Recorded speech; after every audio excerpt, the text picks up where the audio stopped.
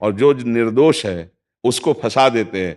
अब तुम चाहे जितना माला चलाने की कोशिश करो या दान पुण्य करो, वो तुम्हारा अधर्म आचरण, वो अधर्म का धन तुम्हें सतमार्ग में नहीं जाने देगा। नियम लेना चाहिए कि जिस पद में है, जिस धर्म में है, जिस कर्तव्य में है, चाहे कुछ भी हो जाए, हम अपने कर्तव्य से विमुख नहीं होंगे। जितना जप महान है उतने कर्तव्य महान है। दोनों बातें समझना है। जब माला फेरा और इसके बाद बेईमानी, अधर्माचरण, इनका कोई नियम नहीं है कि हमें कैसे चलना है, तो वो माला काम नहीं कर पाएगा। क्योंकि उसका तभी सत्य भाव माना जाएगा माला जपला जब धर्माचरण है। धर्माचरण नियम से। बोले वो बड़े कट्टर नियम वाले हैं, उनको घूस नहीं, आप उनको भयभीत करके नहीं काम करवा सकते, प्रलोभन में काम नहीं करा सकते। ये हमारी गृहस्थी है ना, तो गृहस्थी के पालन के लिए धन चाहिए, और धन के लिए हम धर्म को आगे रखें, धन को नहीं। धर्म को, हमारा कर्तव्य क्या, प्रायः जैसे पूज्य बाबा ने कहा, आज हमारे देश में बहुत दुर्दशा हो रही है। दुर्दशा हो रही, क्यों? क्योंकि सब अपनी जगह से गलत हो रहे हैं। अगर अपनी जगह हम ठीक रहे तो हमारी दुर्दशा नहीं होगी। हमारा भजन कम होगा, लेकिन हम धर्म से चल रहे हैं तो हम विजयी होंगे। हम भगवान को प्रसन्न कर सकते हैं, क्योंकि हमें जो कार्य मिला है वो भगवान का ही कार्य, सृष्टि भगवान का कार्य। जैसे नए बच्चे कुछ वकालत पढ़ रहे थे, तो यहाँ के प्रश्न किया था कि हम जानते हैं कि वो दोषी नहीं है, हम जानते हैं कि वो दोषी है, पर दोषी हमें पैसा दे रहा है, तो हम वकालत पढ़ी इसीलिए, हम उसको जिताएंगे, तो क्या कोई पाप है? तो उनका खुला पाप है।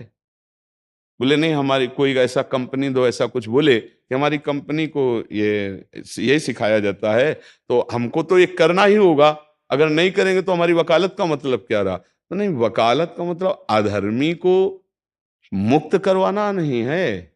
वकालत का मतलब अधर्मी के सबूत एकत्रित करके उसको दंड दिलवाना है और धर्मात्मा को मुक्त करवाना है। अब इसके लिए आपके पास अर्थव्यवस्था अगर कमजोर भी है तो धर्म व्यवस्था आपकी पूरी है। धर्म व्यवस्था ठीक है तो परिवार स्वस्थ रहेगा, सुखी रहेगा, भगवान आप पर प्रसन्न रहेंगे। अच्छा, फिर हमने तर्क रखा कि जैसे आपकी बहन के साथ कोई गलत व्यवहार करे, आपको पता है, और वो आपको 10 लाख रुपया घूस दे, तो क्या आप उसका पक्ष लेंगे? नहीं। तो फिर दूसरी बहन के साथ किया है। अब यहां विचार करना है ना, अपने भाई का अगर कत्ल किए हो, मुझे पता हो कि ये दोषी है, तो क्या हम पैसे से उसको मुक्त करने देंगे? लगेगा कि जान की बाजी लगा देंगे, और तुम्हें हम ऐसे ही एक गरीब आदमी की किसी ने हत्या की है, तो आपका पक्ष बनता है। पर यह ज्ञान कहां मिलेगा? बिना अध्यात्म के ये ज्ञान तो मिलेगा नहीं। ज्ञान तो इस बात का मिला कि कैसे पैसा कमाया जाए। अच्छा, वो पैसा यदि अधर्म से आया है तो आपकी दुर्दशा कर देगा, आपकी बुद्धि भ्रष्ट कर देगा। तो जो बाबा कह रहे हैं कि आज हमारे समाज की बड़ी दुर्दशा हो रही, उसका कारण यही है कि हमें अध्यात्म का ज्ञान नहीं, हमें धर्म का ज्ञान नहीं, और बड़ी बड़ी गलतियां हो जाती है। बिल्कुल पता है आदमी निर्दोष है, और हम धन के प्रभाव से उसको दंड दे देते हैं। वो दंडा भगवान जब आपको पलट कर देंगे तो आप सह नहीं पाओगे, उसका परिणाम बहुत बुरा होता है। तो इसलिए समाज को चाहिए अपने अपने कर्तव्य का पालन करते हुए एक नियमावली बना ले। जैसे कुछ दुकानों का नियम होता है कि वहां फिक्स रेट होता है, नहीं होता? वहां ये नहीं चलेगा कि कसम से कहते हैं कि तुम्हें हम अपना जान करके कि 100 रुपया मीटर ये मिला है, हम बिल्कुल मुनाफा नहीं ले रहे। नहीं, झूठ क्यों बोल रहे हो?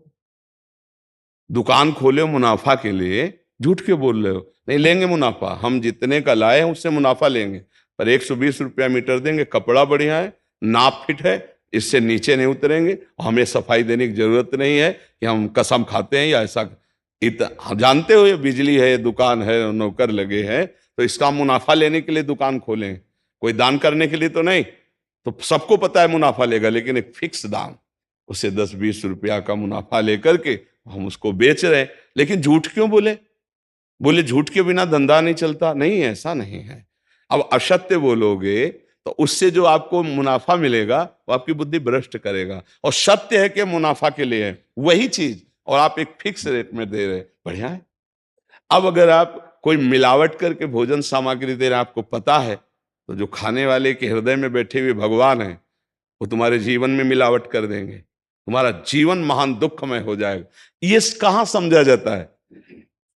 एक आदमी सिंथेटिक दूध बना रहा है, उससे कहो ये अपने बच्चे को पिला, नहीं पिलाएगा।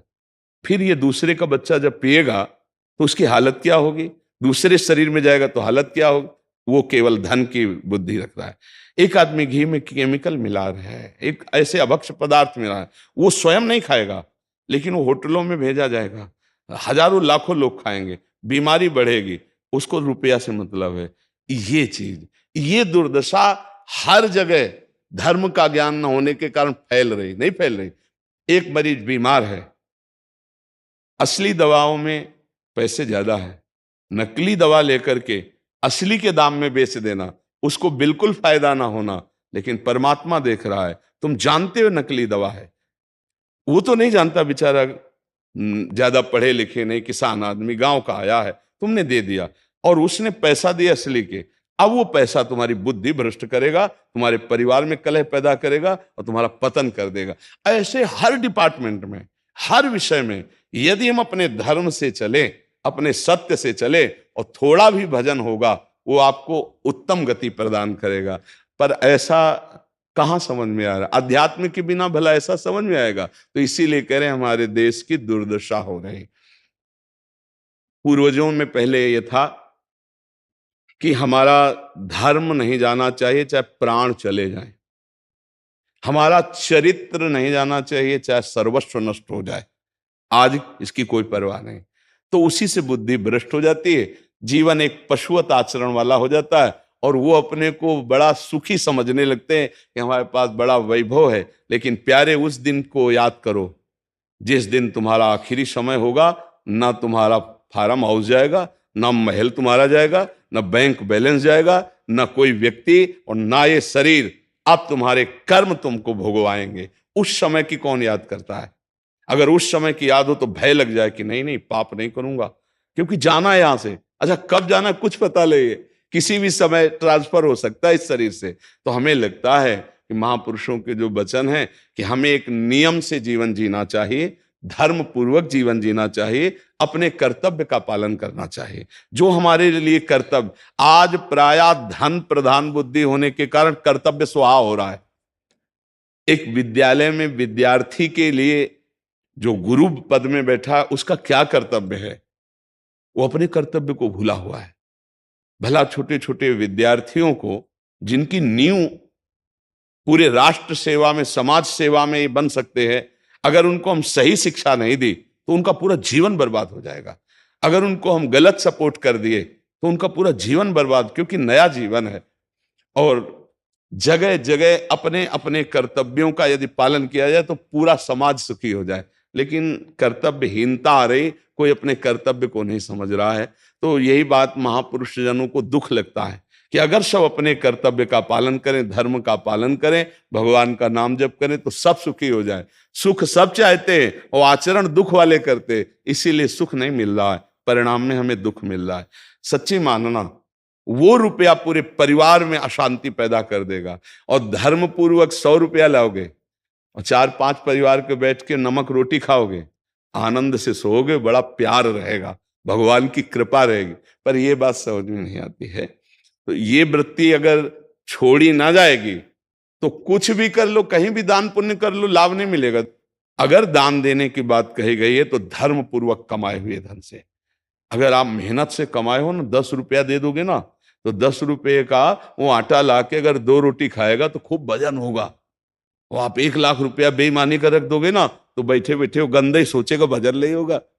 उसका गंदा सोचना और आपका गंदा करना, दोनों मिल करके उसके कारण भी तो आप बने ना, तो आपका ही पतन हो जाएगा। उसको तो भगवान बचा लेंगे क्योंकि भगवान की शरण में। तो मुझे लगता है अधर्म के धन से कभी किसी को लाभ नहीं मिलता। तो अपने कर्तव्य का पालन करते हुए यदि नाम जप किया जाए तो बहुत जल्दी हमको लाभ प्राप्त हो जाए। बहुत सुंदर, मतलब ये चर्चा होती है, अगर आप लोग इसको धारण कर लें तो निहाल हो जाएंगे। सच्ची कह रहे, ये जो बातें हैं ये बहुत सुंदर जीवन को पुष्ट करने वाली हैं, पर आप धारण कर लें तो बात है। नहीं नहीं तो जैसे लाभ दिखाई दे रहा 50,000, तो ये बातें भूल जाओगे, ये बातें अच्छी नहीं लगेंगी। हे यार, बहुत बढ़िया काम घर में आएगा, पर हमारी ये बात ध्यान रखना, वो 50,000 घर में अशांति पैदा कर देगा। सच्ची मानना, आप धर्म से चलना, धर्म से चलोगे तो भगवान तुम्हारी रक्षा में रहेंगे। अधर्माचरण, देखो कैसी कैसी घटनाएं होती हैं। बढ़िया कार है, फिल्मी गाना लगाए चल रहे हैं, और वो एक्सीडेंट हुआ, आग लग गई, बाहर निकल ही नहीं पाए, वो अंदर ही जल गए। क्या हुआ? ये करोड़ों रुपए की कार भूंज दिया तुमको अंदर ही बैठाल के, धू धू करके आग लग गई, अंदर जल। ऐसे जलना चाहते हो, या भगवान के आनंद में चिंतन करके शरीर छोटे हो, फिर दाह संस्कार हो ऐसे कि सब लोग भगवान के नाम का कीर्तन करते ही जा रहे, फिर आपका अंतिम संस्कार वहां जीवित जल गए?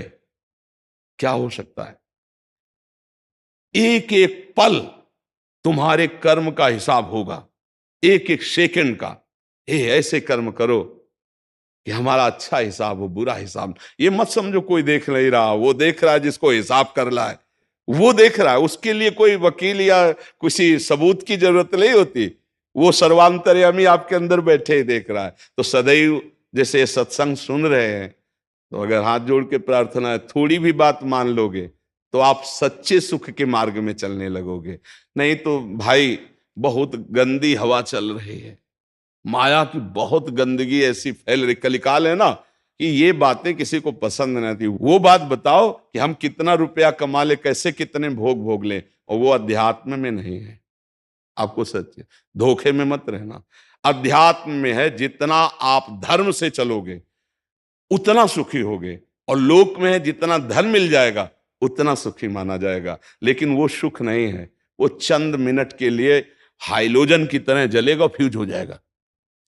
और धर्मात्मा दीपक की तरह जलेगा, पर बहुत काल तक चलता रहेगा। इन बातों का चिंतन कीजिए, खूब नाम जप कीजिए, और भगवान के भरोसे रहिए, गंदे आचरण मत कीजिए।